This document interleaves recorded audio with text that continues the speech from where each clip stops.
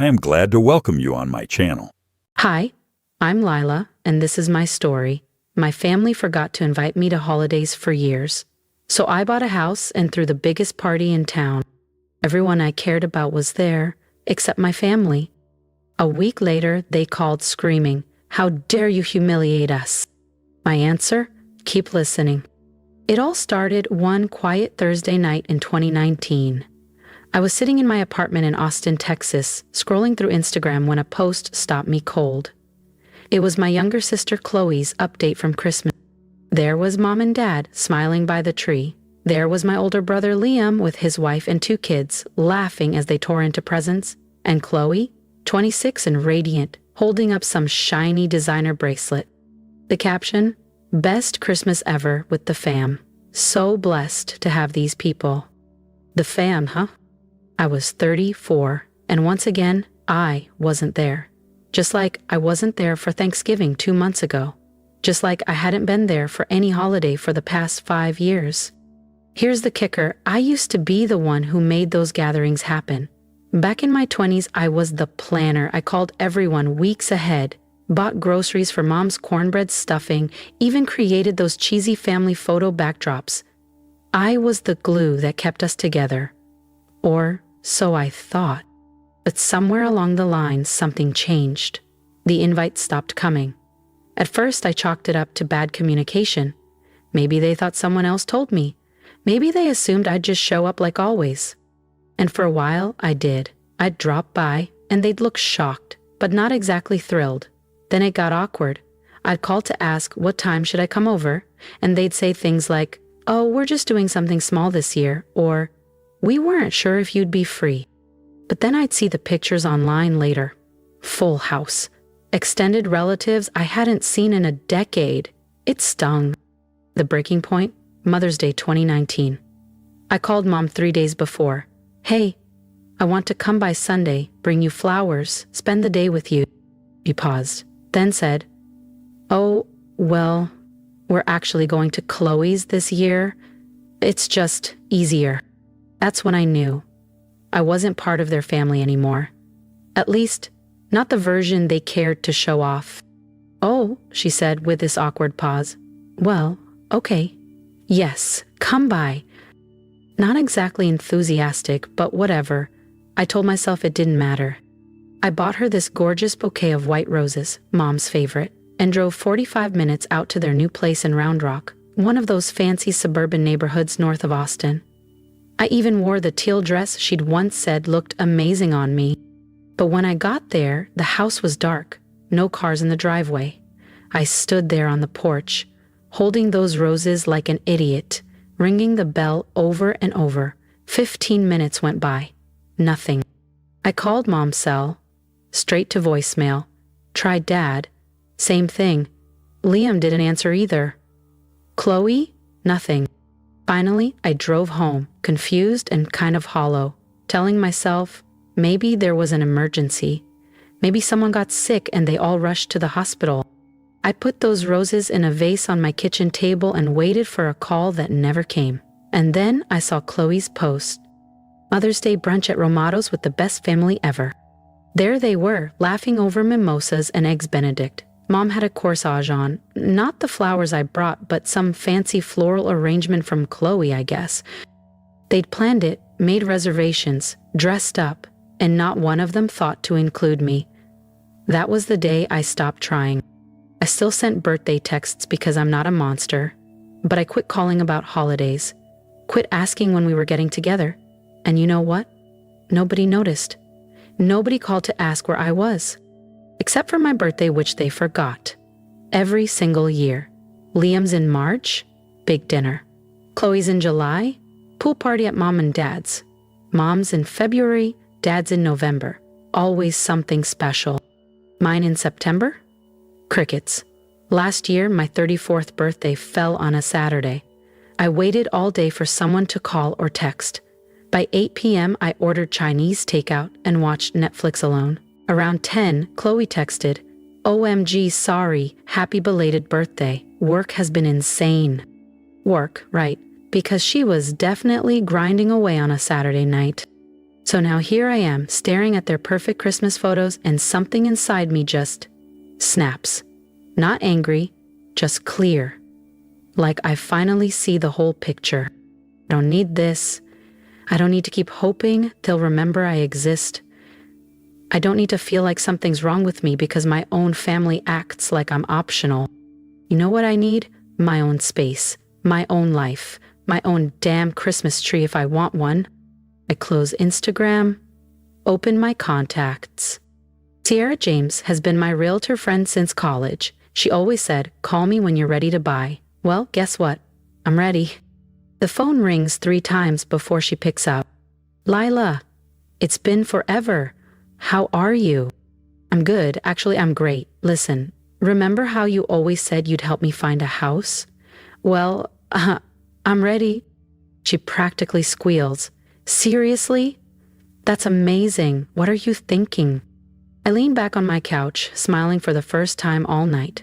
Something nice, not a mansion, just cozy, good neighborhood, move-in ready if possible. I've been saving for years. I've got enough for a solid down payment. We run through numbers for a few minutes. Turns out, being the family afterthought has perks. No big vacations, no group gifts, no constant obligations. My savings account looks pretty good. After we hang up, I feel this strange lightness in my chest. Like I've been holding my breath for 6 years and finally exhaled. The next 6 weeks fly by. Sierra finds me the house, a charming blue craftsman on Willow Lane in East Austin. The seller's relocating and wants to include the furniture. The moment I walk in, I know it's mine. Sunlight pours through big windows. The kitchen is updated with marble counters and a farmhouse sink. 2 bedrooms upstairs. A small backyard with a patio and twinkling lights. The furniture is tasteful. Gray sectional, solid oak bed frame, even nice dishes in the cabinets. It feels like someone designed a life I actually want to live. I make an offer that afternoon. 2 days later, it's accepted. 5 weeks after deciding I'm done being invisible, I'm standing in my own house with my own keys. My house. The words feel surreal. At 34, I've built a career at Davidson Marketing where I manage our biggest accounts, a promotion that came with a serious pay raise. My family has no clue. They never asked. 2 weeks after moving in, I plan a housewarming party. I make a guest list. People who matter. College friends, work colleagues, neighbors, my cousin Rachel, Aunt Linda. Real connections, not people who've made me feel like an afterthought. Noticeably missing, Mom, Dad, Liam, Chloe. None of them get a text. For the first time ever, I'm hosting something and they're not automatically included. Saturday comes, and my little house hums with life. Laughter fills every room. Uncle Tom shows up with his famous brisket. Jessica brings champagne. My neighbor Patricia invites me to her book club. For the first time in years, I feel like I belong because I chose where. Around 4 p.m., Aunt Linda pulls me aside. "Honey, this is a beautiful party," she says, looking around my sunlit living room. "But where's your mom and dad? And Liam? And Chloe?" I look her straight in the eye. "I didn't invite them." Her brows shoot up. "Oh, did something happen?" "Yeah," I say evenly. "For the last 6 years, they haven't invited me to a single holiday. So, I decided not to invite them either." Aunt Linda's face softens, then hardens with shock. "Lila, are you serious? I had no idea they were leaving you out." "They were. It is what it is." And just like that, I know Aunt Linda, our family's unofficial news anchor, will make sure the truth travels fast. By tomorrow, half the family will know exactly why my parents and siblings didn't get an invite. The party lasts until 8. When the last guest leaves, I sink onto my couch in the quiet, surrounded by empty champagne flutes and the smell of barbecue, feeling peaceful. It's in this little peace. 3 days later, my phone lights up. Mom.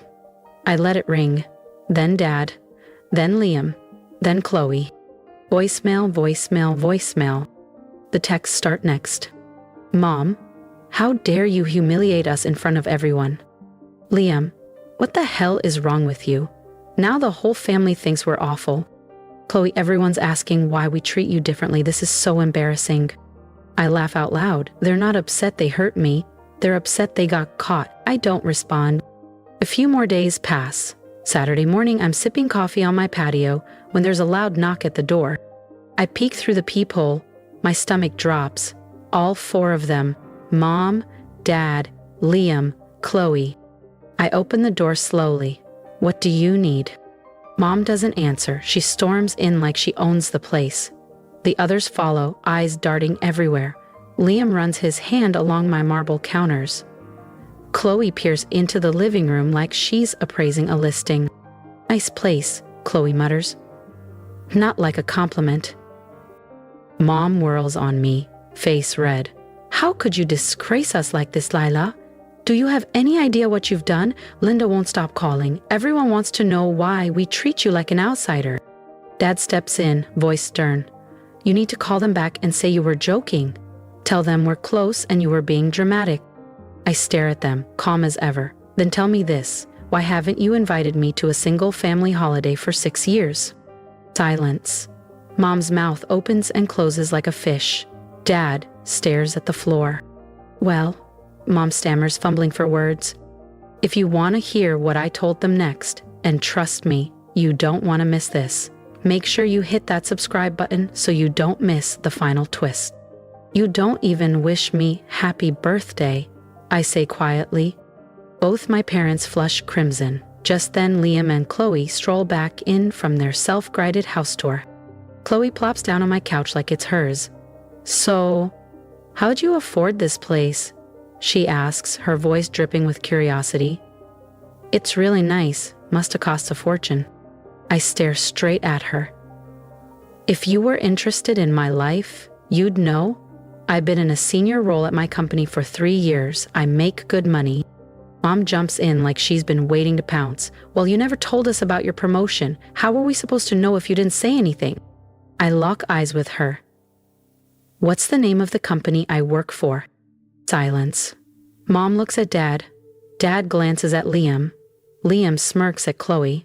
Chloe studies her manicure like the question never happened. Not one of them knows, because not one of them ever asked. I stand. My voice is steady. I'm done pretending. I'm not going to act like we're a close family when we're not. I walk to the front door, throw it open. Time for you to leave. Mom's jaw drops. You're not even going to offer us tea? I laugh softly. I've already given you more courtesy than you ever gave me. At least I'm letting you leave with dignity, instead of leaving you standing on a doorstep with flowers, like you did to me on Mother's Day. Mom's face burns red. Her mouth opens, then snaps shut. One by one, they file out. Dad won't meet my eyes. Liam shakes his head like I'm the problem. Chloe pauses at the threshold. This isn't over, she says, her tone icy. Yes, it is. I close the door in her face. I lean against it for a long moment, listening to them argue in my driveway, before car doors slam and engines start. I expected silence after that. Figured they'd sulk, then pretend nothing happened, which would be fine with me. But apparently they're not done. 3 days later, an email pings my inbox. From Dad, subject line, family dinner invitation. I almost delete it. Curiosity wins. Dear Lila, your mother and I would like to invite you to dinner this Sunday at 6 p.m. We'll be having pot roast and mashed potatoes. We hope you can join us. Love, Dad. It's so formal, so strange. Like I'm a distant cousin they barely remember. I delete the email without replying. The next day, Chloe texts me. Want to go shopping this weekend? There's a sale at Nordstrom. Thought we could hang out like old times. Old times? What old times? We haven't gone shopping together since college. I ignore the text. Then Liam tries a different angle. He emails me a batch of old photos. Us as kids in the backyard. There's one of me teaching him to ride a bike when I was 12 and he was 8. Another of all three of us building a snowman on that rare Texas snow day. His note reads, Remember when we were close? I miss those days. I stare at the pictures for a long time. We were close. Once. Before they decided, I didn't matter anymore. I don't reply to him either. Over the next week, the attempts keep coming. Mom leaves a voicemail. Do you need anything for your new place? Dad sends another dinner invite. Chloe calls twice. I ignore all of it. I think maybe they've finally gotten the message until Mom shows up at my door, alone this time, and different, smaller somehow. Less angry, more desperate. Lila, please. Can we talk? She says softly. I want to apologize. I know we haven't been good to you, and I want to make it right. Her eyes are damp, her voice trembling. For a second, I almost feel bad. Almost. It's my birthday in 2 weeks, she continues. I'm planning to celebrate at home, just family. No big party, no extended relatives, just us. I want you there. It's important to me. Just family. The phrase hits me like a stone, because for the past 6 years, just family never included me. Please, Leela, I want to rebuild our relationship. This is my chance to show you that you matter to us. To look so sincere, so hopeful, and despite everything, she's still my mom. The woman who taught me to braid my hair, who held me through my first heartbreak. Okay, I hear myself say, I'll come. Her whole face lights up like Christmas morning. She steps forward and hugs me tight. She smells like that same perfume from my childhood, and for a moment, I feel 8 years old again. Thank you, sweetheart. This means everything to me. When she leaves, I feel cautiously hopeful. Maybe they've learned something.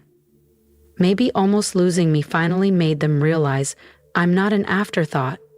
Maybe we can fix this. I spend the next week thinking about what gift to bring. I finally settle on a gorgeous silk scarf from a boutique downtown, navy blue with tiny silver stars. It costs more than I'd normally spend, but it feels right. Like a peace offering. I'm almost afraid to pick it out, but I'm half-heartedly offering. 3 days before Mom's birthday, I'm at work wrapping up a client presentation when my phone rings. Aunt Linda. Hi, Aunt Linda. What's up? Her voice is practically singing. Oh, honey, I'm so excited. I just talked to your mom and she told me the good news. What good news? You two made up. She said you're coming to her birthday party. I'm thrilled you worked things out. My stomach tightens. Party? I thought it was just a family dinner. Oh no, Aunt Linda gushes. She's invited everyone, all the aunts, uncles, cousins. She wants to prove to the whole family that you're all one big happy clan again. She's been calling everyone all week, telling them how proud she is that her daughter is coming home. I hang up without saying goodbye. 20 minutes later, I'm sitting in my car in the parking garage, gripping the steering wheel, shaking with anger. They haven't changed, not one bit. This isn't about love, it's about optics. They don't want to rebuild our relationship. They want to use me as a prop, parade me around so everyone stops whispering about why I've been MIA for 6 years. This was never about me. It was about saving face. I drive straight to the mall and return Mom's gift. The saleswoman asks, anything wrong with it? No, I say, forcing a smile. It's perfect. It's just going to the wrong person. Don't call Mom to tell her I'm not coming. I don't text, email, or send a carrier pigeon. If she wants to use me for her little show, let her wonder where her star performer is. Sunday arrives, Mom's birthday. At 5 p.m., I switch off my phone and make myself a beautiful dinner. Grilled chicken, roasted vegetables, a glass of wine. I eat on my patio, watching the sun slip behind the Austin skyline, feeling more peace than guilt. At 6:30, I turn my phone back on. 15 missed calls, 7 voicemails, dozens of texts. Mom, 6:05 p.m. Honey, where are you? Everyone's here waiting for you. 6:15, Lila, please call me back. People are asking. Dad, 6:45, your mother is very upset. You need to get here now. Liam, 7 o'clock. What the hell? Mom's crying. Chloe, 7:15. Everyone's staring at us. This is humiliating. Just come already. At 7:30, the phone rings again. Aunt Linda. I answer this time. Hi, Linda. Lila, where are you? Your mom's losing it. Everyone's wondering where you are. Your mom keeps checking her phone and staring at the door, Aunt Linda says, her voice tight. Then she lowers it. Put the phone on speaker so everyone can hear me. There's some muffled rustling, and then Linda's voice sounds farther away. Okay, you're on speaker. Everyone's listening. I take a deep breath. Hi, everyone. My voice is calm, steady. I just want you all to know that when my mom invited me to this party, she told me it would be just immediate family. She said it would be a small dinner with just us. She didn't mention she was inviting all of you. A ripple of murmurs fills the background. I keep going. She lied because she wanted to use me to prove to all of you that we're a happy family, but we're not. For 6 years, they haven't invited me to a single holiday. Not Christmas, not Thanksgiving, not birthdays, nothing. And now they want to pretend everything's fine just to save face. The murmuring grows louder. I press on. I'm not coming tonight. And I'm not going to pretend anymore. They made their choice a long time ago. Now I'm making mine. Goodbye. I hang up before anyone can respond. My phone starts ringing immediately. Mom, then Dad, then Liam. But I switch it off. I pour myself another glass of wine and sink into my patio chair as the Texas sunset bathes everything in orange. For the first time in years, the silence feels like peace. That night, I sleep better than I have in months. When I wake up Monday morning, it's like someone cut loose a weight I've carried for too long. I move through the day light as air. Around noon, there's a knock at the door. I glance through the window and see Aunt Linda standing there, holding a casserole dish. I brought you lunch, she says when I open the door. And I wanted to tell you what happened after you hung up last night. I gesture her in. We sit at my kitchen table. She sets the dish down and fixes me with a serious look. Honey, she says slowly, after you made that announcement, you could have heard a pin drop. Everyone just stared at your parents. Then the questions started. What kind of questions? I ask, heart thudding. Uncle Tom asked your dad point blank why you weren't at Christmas. Cousin Helen wanted to know why you missed Thanksgiving. Linda shakes her head. Your mom tried to explain, but she just made it worse. She said something about you always being busy with work. Then Liam jumped in and said you never told them about your promotion. So Helen asked what company you work for. None of them could answer.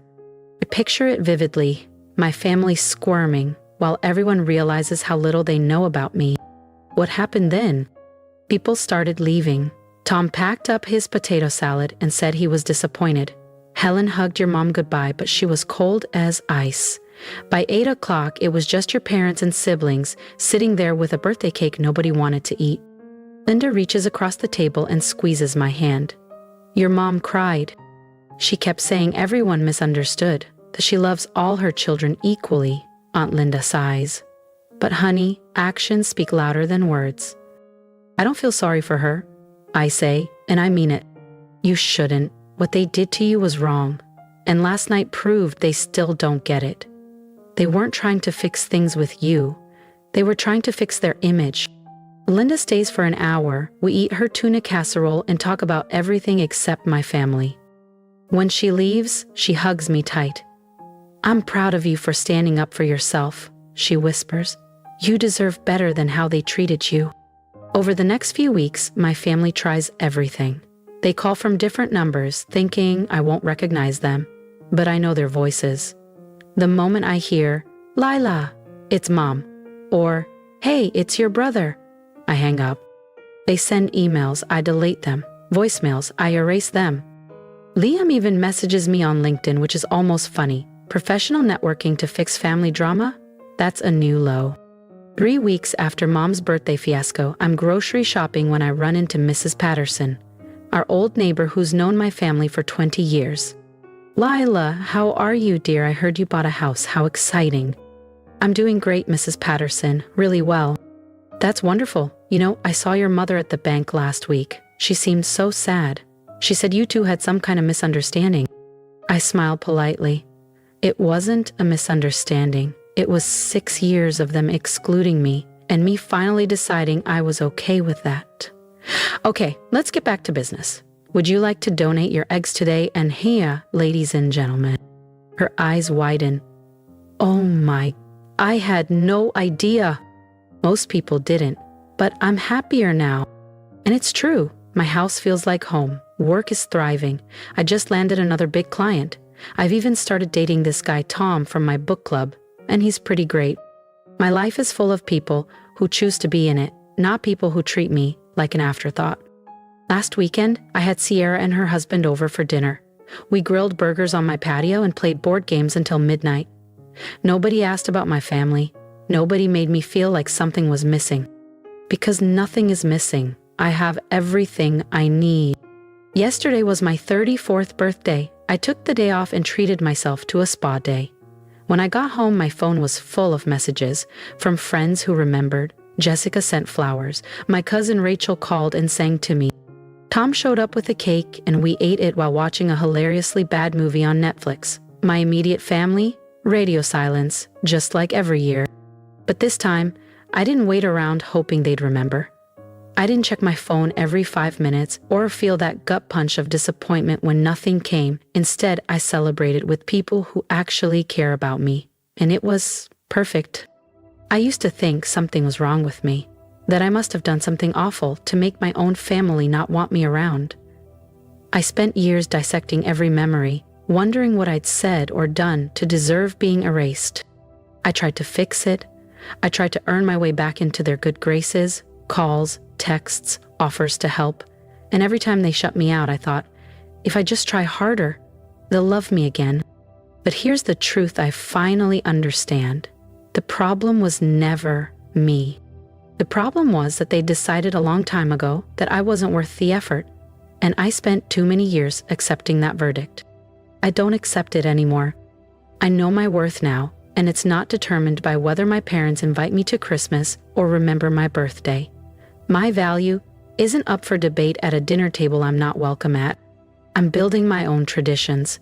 I'm creating my own family from the people who choose me every single day. And for the first time in years, I'm genuinely excited about my future. They can keep their perfect little bubble where I don't exist.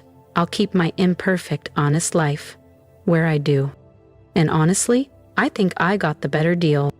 If you've made it this far, I want to hear from you. Do you think I made the right choice walking away from my family's toxic cycle? Or would you have handled it differently? Tell me in the comments. I'll be reading every single one. Your thoughts mean more than you know, because for years I believed silence meant I didn't matter. Now I know better. And if you've ever felt left out, unappreciated, or like you had to earn someone's love just to be seen, please hear me when I say this.